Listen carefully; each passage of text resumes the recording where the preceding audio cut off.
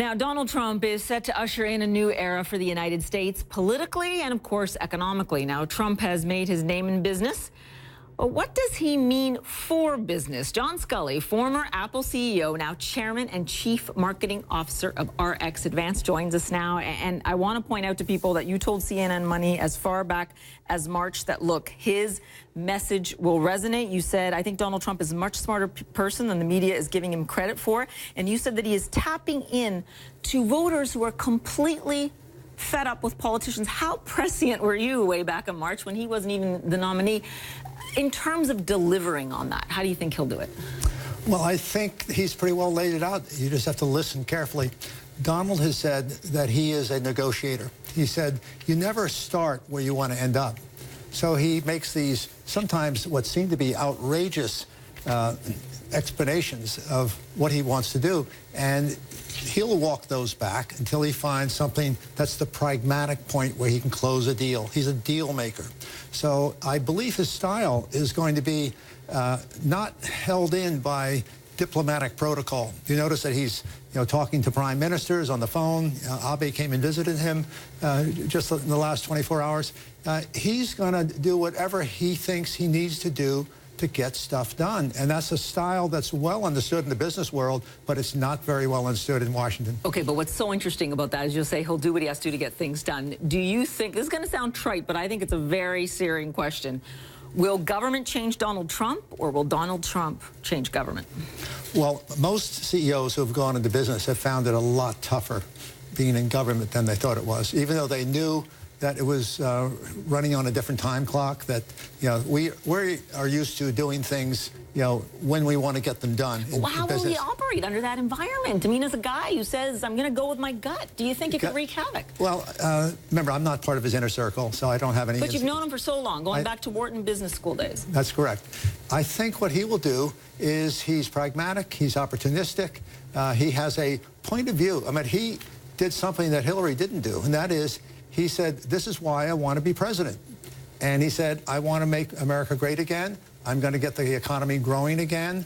I'm going to strengthen the military. So he's pretty much laid out, particularly in that Gettysburg speech that he gave, what he wants to do. He won't get all those things done.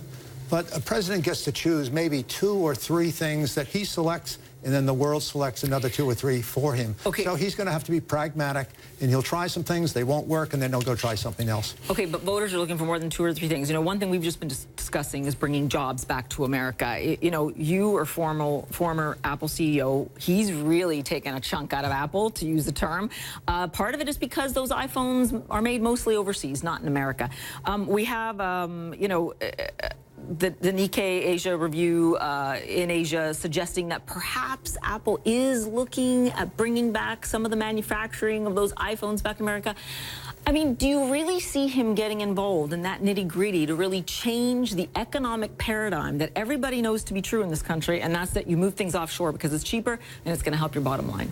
Well, I think the world is adjusting to the fact that globalization, as we've been experiencing it over the last couple of decades, is going to be modified, that the shift towards how do you provide enough jobs, whether it's here or it's in Europe or it's in China or somewhere else, is going to be part of the agenda for anyone who's leading a major power like the United States. I think you're going to hear from President Trump, jobs, jobs, jobs. Now, someone like Apple can't move their whole supply chain to the U.S. That's just not practical. You may not want to tell Donald Trump that.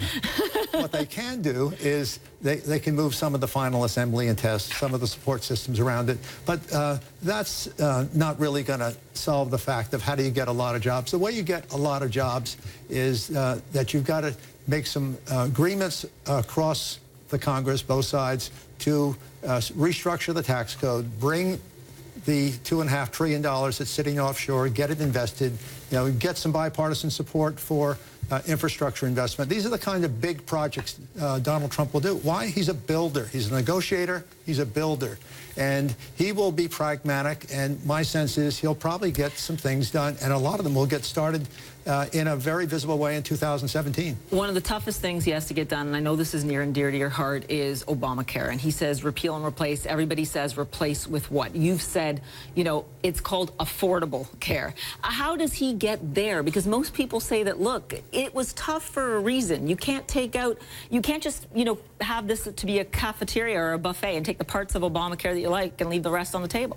Well, I think of it really as two buckets. You know, one bucket is what the politicians focus on, which is the exchanges. The exchanges, which are the marketplace for online enrollment for the Affordable Care Act, it's a disaster.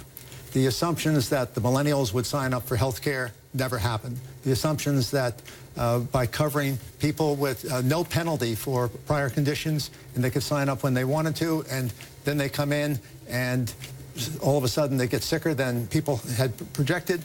So somewhere along the line, there's going to have to be compromise and some subsidy, whether they package it up and call it a different name, or whether they actually repeal it and replace it. I'm not focused there at all, Paula. Where I'm focused is how do you transform healthcare? We can't afford 20% of our GDP going into healthcare. You think it's just too expensive? Here's the answer. It's already started. And it's already started, and it was actually started within Obamacare. And what it is shifting from fee-for-service to giving incentives to the health plans and to the providers that if you will take risk, we will expand the incentives, but you've got to take responsibility for the outcomes. And in that risk-sharing model, they say, look, we'll give you incentives, but we'll also give you penalties if you don't achieve it. And I'm starting to see, from my vantage point at RX Advance, that the healthcare leadership wants to do that. And accountable care is what it's called. And the media, people like you, need to understand what accountable care is, because there are opportunities to save hundreds of billions of dollars. I have to leave it there, and I think a lot of people want to hear that, because it can be debilitating for production in this country when their employees do not have the health care they need. I want to ask you very quickly, did you call to congratulate them? I haven't, no. Okay, are you going to do it soon? We'll see. Okay. John Sculley, thank you so much. Pleasure. My pleasure.